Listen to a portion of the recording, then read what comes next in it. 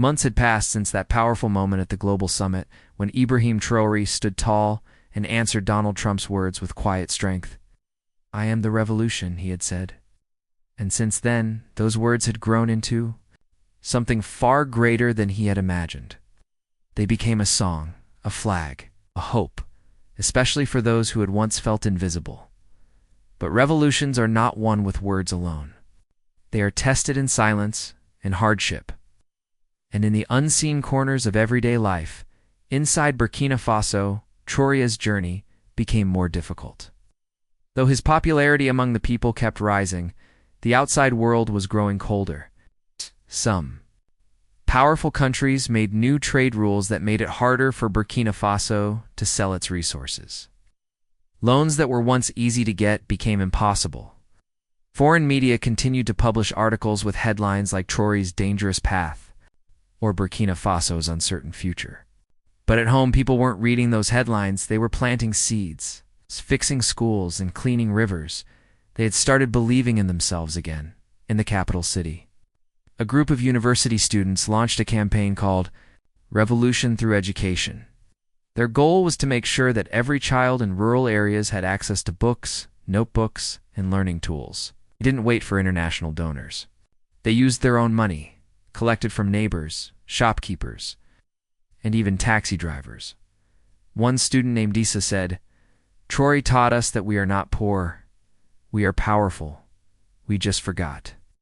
At the same time, a group of women in a small village came together to start a rice farm. They didn't ask for machines or big help. They just needed clean land and a little water. With their hands, they worked day and night, and months later, their rice was ready. One of the women told a journalist for the first time, "Our children are eating what we grew, not what someone else gave us." These little victories were not shown on international news. But inside the hearts of the people, they were huge. They were signs that something real had changed. But there were dark days too. One evening, news spread that a group of foreign investors had canceled all future projects in Burkina Faso. Hospitals were running low on medicine, fuel prices rose. Some people began to worry. They whispered in fear, "Will Traoré survive this pressure? Will the world crush us for being proud?" Even in these hard moments, Traoré refused to act like a king. He remained close to his people. He visited the hospitals, the schools, the farms, and he listened in one village. An old man told him, "Son, we are with you. Even if we eat only once a day, we are proud again." In another town, a woman handed him a small bowl of peanuts and said, "We don't have gold, but we share what we have."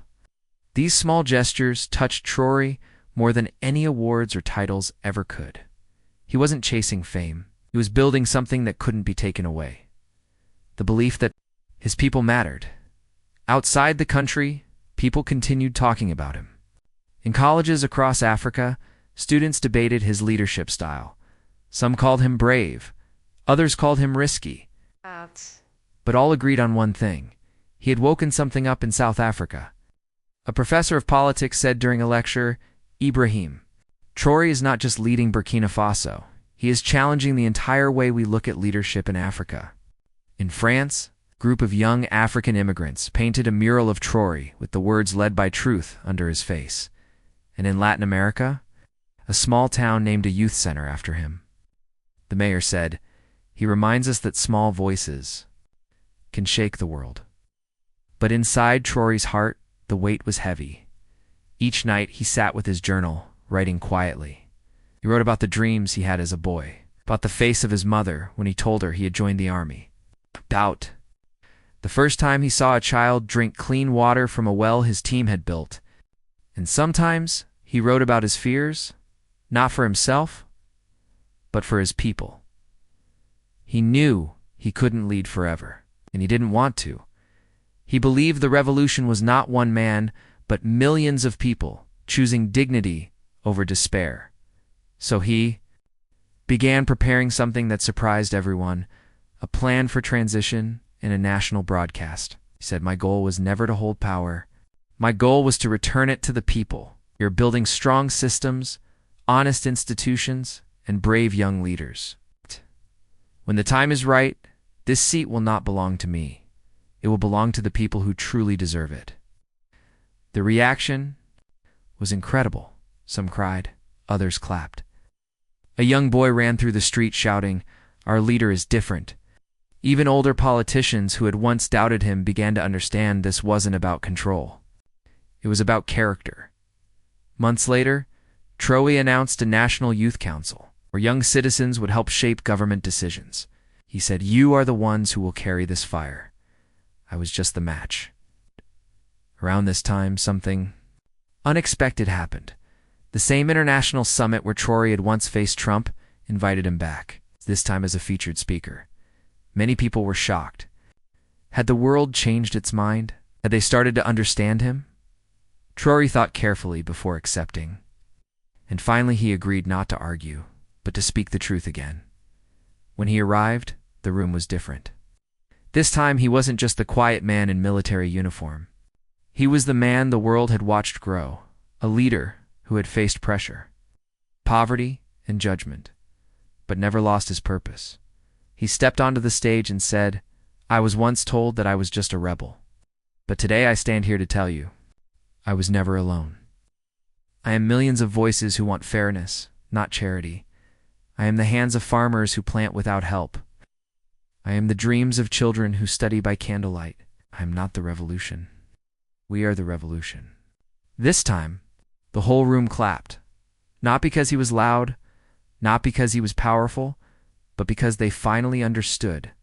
Some revolutions don't need war. They just need one brave soul to say, "Enough." Ibrahim Traoré had said it. Not once, but every single day, he chose to lead with love, honesty, and courage. That truly was the revolution. After the world watched that moment at the summit and listened to Ibrahim Traoré's strong words, it was clear something had changed. The silence that once surrounded Africa's voice in global meetings was now broken. The heart and his message had echoed across countries, languages, and generations. But what followed next would test his strength more than ever. Soon after returning from the summit, Traoré met with his advisors in the presidential office. The energy was different. Some were excited by the attention, while others looked worried. "Sir," one advisor said, "the world is watching us more closely now. They're not just observing, they're preparing to respond." And the response came quickly. A few international development projects were quietly paused. Some foreign companies began pulling out of deals. One major gold investor from Europe canceled a meeting and sent a legal notice instead, reports began. To appear in Western media saying that Burkina Faso is unstable or Traoré is unpredictable. These headlines were like a warning sign to the world. Be careful with this young leader, but Traoré was calm. "This is not new," he said to his team. "They did this to Sankara too. They fear independence." Still, he knew that leading a country was not just about speeches. It was about keeping people fed, safe, and hopeful. So while others tried to create fear, Traoré focused on action. He traveled from city to city, from village to village. In each place, he met with local leaders, listened to their concerns, and made promises that were simple but powerful. "We may have less help now," he said, "but we are not helpless." One of the first things he did was set up local committees. To monitor food production, we need to stop depending so much on imported food, he said. Let's grow what we eat. He met with farmers and offered them tools and support. Government land was given to community groups so they could plant maize, millet, and vegetables. A program called Feed Ourselves First was started. Schools were asked to grow small gardens. Youth groups were trained in farming. Even soldiers were asked to help with planting in their free time. It became more than just farming. It became a national mission. At the same time, Traoré turned his attention to healthcare. He visited hospitals and clinics where nurses worked long hours with limited supplies. In one small town, a nurse cried while showing him a cabinet with only 2 bottles of medicine. "We do our best," she said, "but our hands are tied." Traoré promised changes. He met with local medical students and doctors and said, "Your brains are as good as any in the world. We may not have all the machines, but we have the heart. And that is the start." New training centers were opened, and young people were encouraged to study medicine. agriculture and engineering, not to leave the country, but to rebuild it. As these programs grew, something else began to grow to unity. People who once felt forgotten began to feel seen. Artists painted new murals showing farmers, teachers, and nurses beside Traoré. A famous rapper released a song titled, "We Are the Revolution." School children started writing essays about a better future. One boy wrote, "Our country is like a dry seed, but our leader is the rain." But while this hope was spreading at home, pressure continued to rise from the outside world. Some international agencies released warnings about Burkina Faso. A foreign official publicly said, "If Traoré doesn't cooperate with us, we may need to take other steps." What those steps meant, no one said clearly. But it was a reminder that the powerful were watching closely. Traoré remained steady. "We are not against the world," he said in a radio message. "We just want to be free to choose our path." One day, something dramatic happened. A helicopter landed outside the capital, unannounced. It carried a special envoy from a powerful country. The man stepped out wearing a suit with a serious face. He asked for a private meeting with Traoré in the meeting. He spoke softly but firmly. "Captain," he said, "we understand your passion, but if you continue down this path, you may face consequences. Isolation, economic hardship, even political unrest." Traoré listened carefully. Then he replied, "If choosing dignity brings hardship, then we will endure it. Trade our soul for comfort." The envoy didn't reply. He stood, shook hands, and left. News of the meeting spread. Though the full conversation wasn't shared, people guessed what had happened, and it made them more proud. "He will not bow," a woman in the market said. "He walks tall for all of us." But Traoré also knew he couldn't do everything alone. He reached out to neighboring African countries.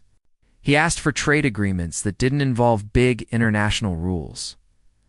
"Let us exchange goods without middlemen," he said. "You give us rice, we give you cotton. No loans, just trust."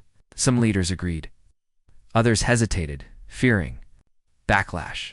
Still, the idea of Africa helping Africa began to take shape. He also connected with African scientists, engineers, and writers living abroad. "We need you," he told them in an open video message. "Not to bring money, but to bring ideas. Bring your courage. Come home." Some began to return. One engineer from Germany came back to build water systems. A doctor from Canada returned to teach in a rural clinic. A young woman from France, whose parents were from Burkina Faso, came to start a small school. "Traoré made me believe we could build again," she said.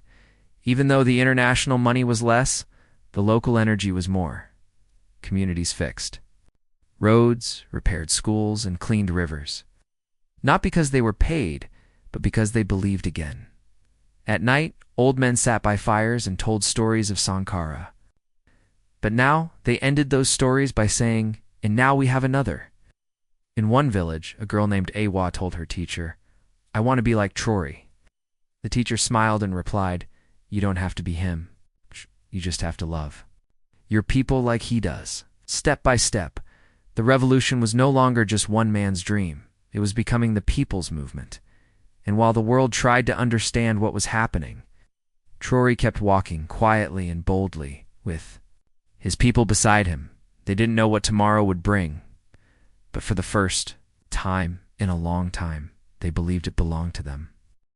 After the powerful words spoken at the summit, "I am the revolution," Ibrahim Traoré became the center of attention across continents.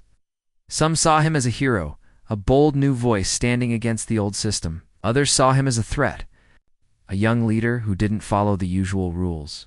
But no matter how people felt, one thing was clear.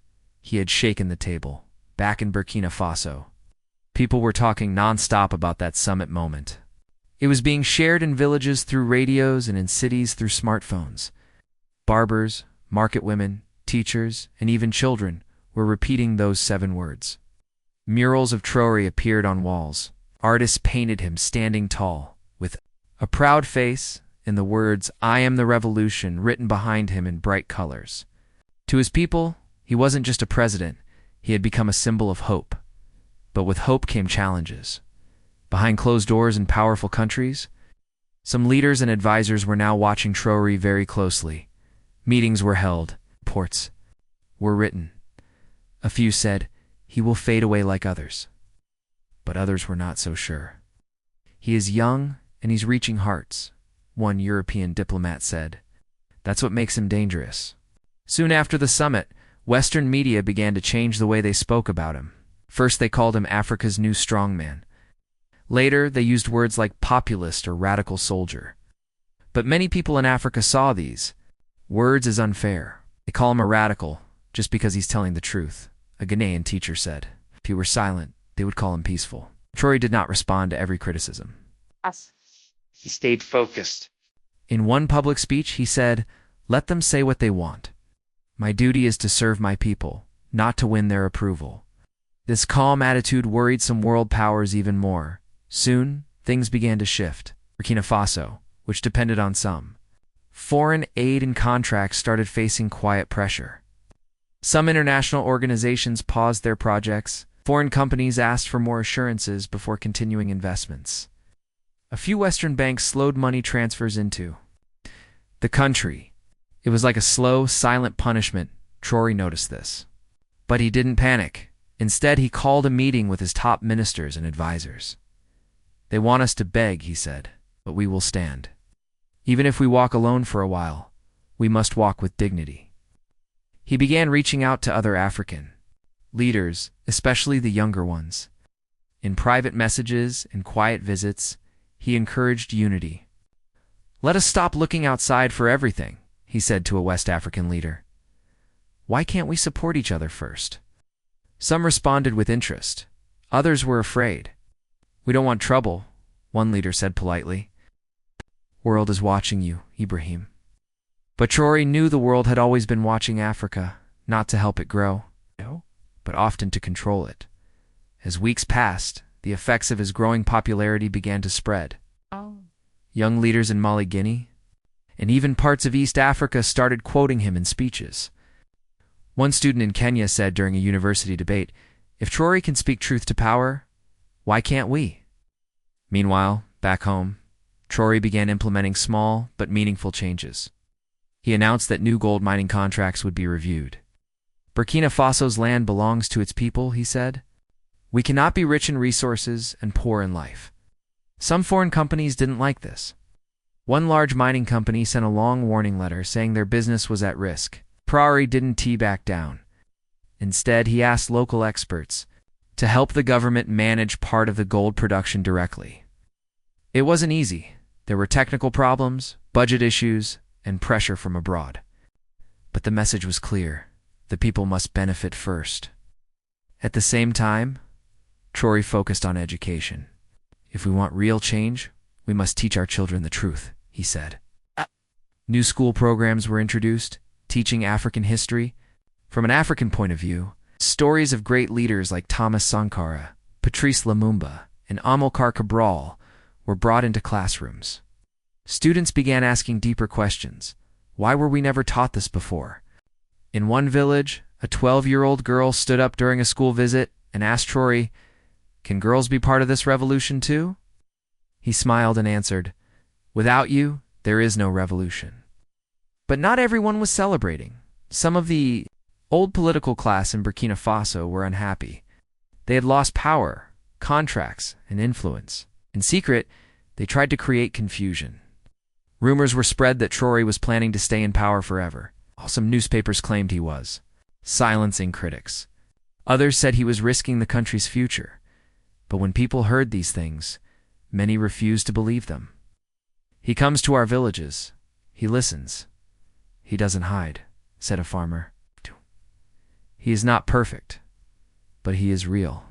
One day, during a community gathering, an old woman stood up and said, "We have eaten dust for many years.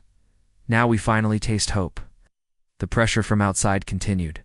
A few Western countries began to quietly push for transition talks, a way to bring Burkina Faso back under more traditional control.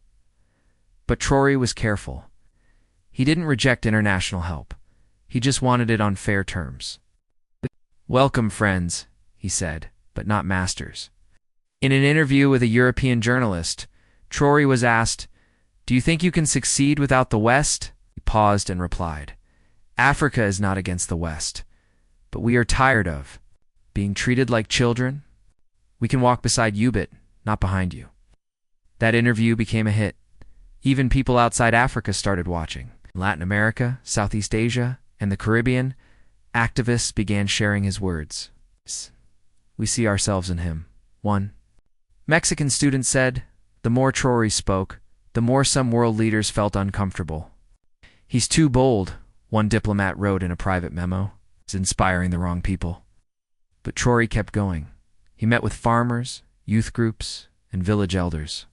He launched a campaign called Own What Is Ours, focused on food independence, local business, and dignity. "Let us eat what we grow," he said. "Let us build what we use. Let us love who we are." He also began talking to the African diaspora, people living in America, Europe, and beyond. "Come home," he said in one video message. "Bring your skills, your dreams, and your hearts. We are building something new." As the year went on, Traoré's voice became louder, not through shouting, but through action. His message was not about hate. It was about pride, unity, and self-worth. It wasn't a war against the outside world. It was a call for balance and respect. And slowly, people everywhere began to listen.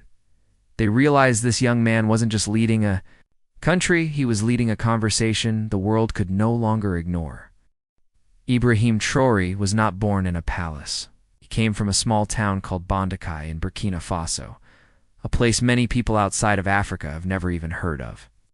The streets were dusty, homes were simple, and people worked hard to earn a living. His parents were ordinary folks, his father a farmer, his mother a schoolteacher. From a young age, Ibrahim saw how his people struggled. He watched his father dig the land under the hot sun, and he saw his mother use chalk to teach children in classrooms with no fans, no electricity, and sometimes no chairs. Even as a boy, Ibrahim asked questions that others avoided. "Why did we sell our gold but we remain poor?" he once asked his uncle. His uncle just sighed and said, "That's the world, son."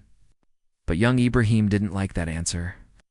Deep inside, he believed something was wrong and that it could be fixed. He did well in school. He was sharp, quiet, and curious.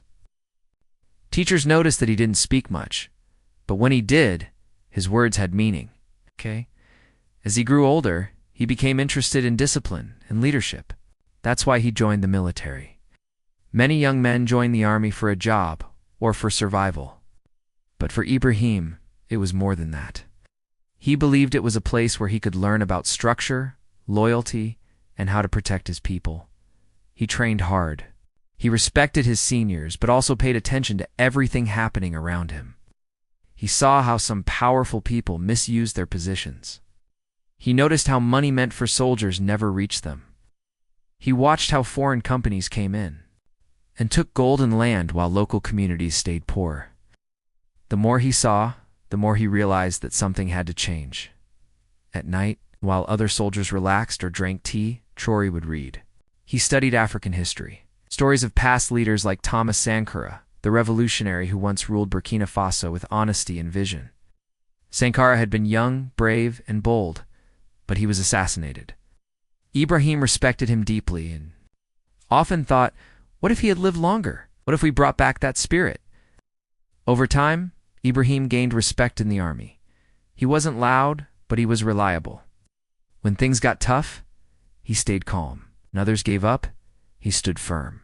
His men followed him because they trusted him, not because they feared him. Then came a period when Burkina Faso faced serious problems. Terror groups began attacking villages. People were dying. Schools and hospitals were closed in many areas. The government kept saying they were handling it, but nothing changed. In fact, things got worse. Soldiers were sent to dangerous areas.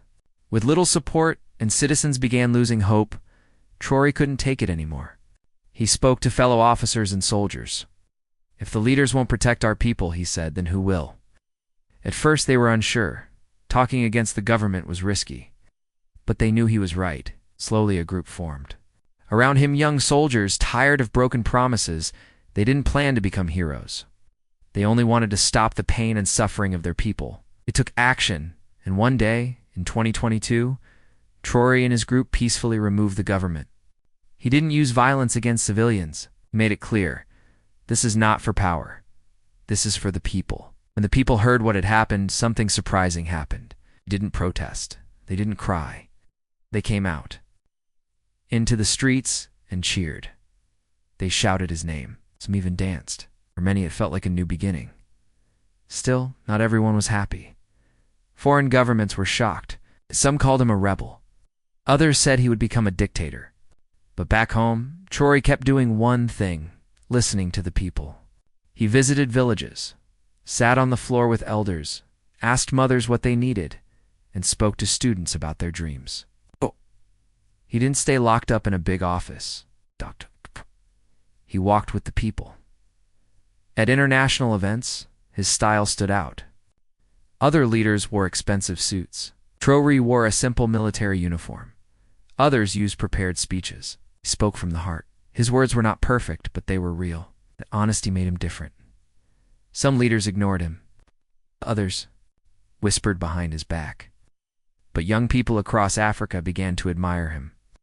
They saw someone who looked like them, spoke like them, and stood up for what mattered. But life wasn't easy. After taking power, Traoré faced tough choices. Economy was weak. Terror attacks didn't stop immediately. International aid was reduced. Sanctions were discussed, and some local politicians plotted to remove him. Yet he didn't give up. Even if we have no support from outside, he said, we will survive with what we have. His bravery made headlines. Some called him the new Sankara. But Traoré avoided such titles. I am not a savior, he once told a journalist. I am just a man doing what must be done. In schools, teachers began sharing his story with students. In music, singers wrote songs with his name. One famous line became popular in many languages. He speaks for us. And so from a small, dusty town to the army, to the heart of global politics, Ibrahim Traoré's journey was not about luck. It was about pain, patience, and purpose. He didn't rise through fame, he rose through service. He didn't beg for attention. Attention came because people saw truth in him. The world still didn't know what to make of him. Was he just another soldier in uniform?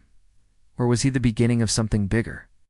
But one thing was clear. He wasn't a puppet. He wasn't playing games. He was serious. And he was ready to challenge everything that had kept his country small and silent in the minds of many.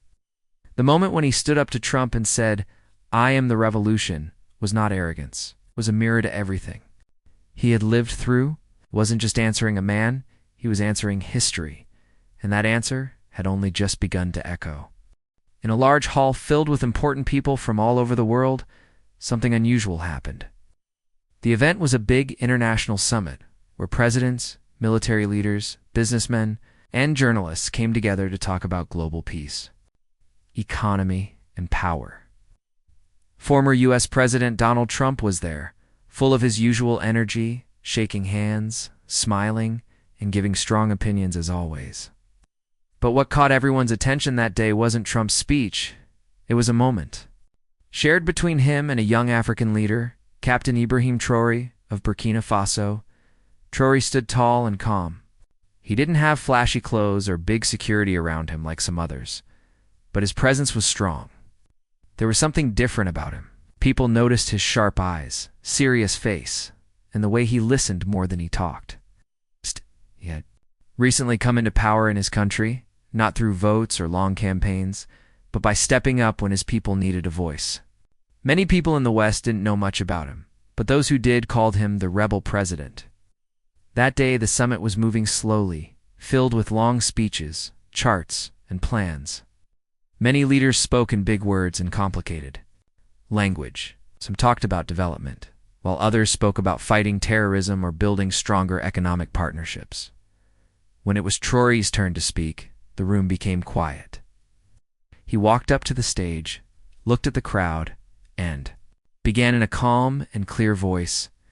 I come here not with fancy speeches, he said, but with the voice of my people. They are tired of watching others take our gold, our resources, while our children go hungry. They are tired of waiting for promises that are never kept. We want dignity, not donations. We want respect, not pity. The room was silent. Some looked uncomfortable. Others nodded slowly. Traoré continued, Burkina Faso may be small, but we are not weak. We are not your experiment. We are not your client. We are a nation that wants to stand on its own feet. After Speech. He left the stage without waiting for applause. Some clapped. Others stayed quiet, unsure of how to react. Later, during a private meeting with a group of leaders, Trump turned toward Traoré. His voice was loud enough for those nearby. To hear you're just a rebel, Trump said with a smirk. It was the kind of thing he often said, sharp, direct, maybe meant as a joke, maybe not. Everyone turned to see how Traoré would respond. Traoré looked straight at Trump. His voice was low, but firm. I am not just a rebel, he said. I am the revolution. For a moment, no one spoke. The room felt frozen. Even those who didn't fully understand the meaning felt the weight of his words. That sentence, just 7 words, would travel faster than anything else said at the summit. It was posted online, translated into different languages, and shared by young people across Africa and beyond. I am the revolution became more than a reply. It became a symbol of something bigger. But inside the room, people didn't know what would come next. A few diplomats tried to ease the tension by changing the subject. A European leader joked about coffee. Someone from Asia praised both Trump and Traoré for their honest voices. But the energy in the room had already shifted. Behind closed doors, some began to whisper, who is this young man, really? How did he get here? Is he dangerous, or is he what we need? Meanwhile, reporters rushed to get quotes. Cameras caught the moment, and even though the audio wasn't clear, lip readers confirmed what had been said. On social media, young Africans started editing the clip with powerful music. Artists painted murals of Traoré with the words, I am the revolution, in bold letters. Teachers in schools used the moment to talk about history, power, and dignity. Back in Burkina Faso, people celebrated. Traoré's name was already known in villages and cities, but now it reached farmers, tailors, students, and even children. He was no longer just a soldier who had taken control. He was becoming a symbol, someone who said what others were afraid to say. Of course, not everyone was happy. Some international leaders felt challenged. He's dangerous, one diplomat was overheard saying. He's stirring the pot too much. Another said, we can't have young leaders thinking they can say anything they want. But Traoré didn't seem to care about the criticism. He stayed focused. After the summit, he gave a brief interview to an African journalist. I didn't go there to fight anyone, he said. But if someone calls me a rebel for protecting my people, then yes, I accept that. But we are not rebelling without reason. We are building something new. We are building a future where we decide what's best for us. That interview also went viral. People in Ghana, Nigeria, South Africa, Kenya, and beyond started talking. They said things like, finally, someone is standing up. He speaks the truth. He's not afraid. Meanwhile, in America, Trump didn't say much more about the event. He moved on to other speeches and interviews. But when asked by a journalist if he remembered the young man from Africa, he laughed and said, the rebel? Oh yeah, colorful guy. But for Traoré, it wasn't about colors or names. It was about his people, about dignity, independence, and truth. The words he spoke that day weren't meant to make headlines. They were meant to wake people up. And they did. It's that one sentence, spoken with calm power in a room full of powerful people, started something that couldn't be ignored. And it was only the beginning.